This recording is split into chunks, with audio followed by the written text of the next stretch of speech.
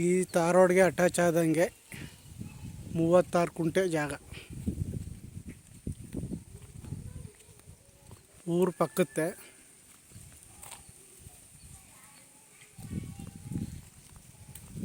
ಹೈವೇಯಿಂದ 1.5 kilometre.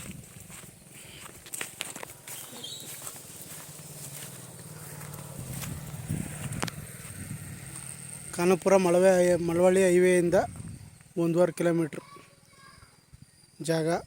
ಜಾಗ 3 ಮೂಲೆ ಬರ್ತದೆ. ಹಿಂದೆ ಬೆಟ್ಟದ ವ್ಯೂ ಐತೆ.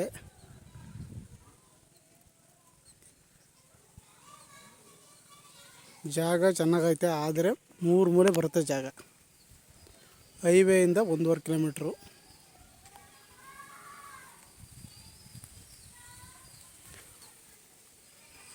ಊರಿಗೆ ಅಟ್ಯಾಚ್ ಆದಂಥ ಜಾಗ.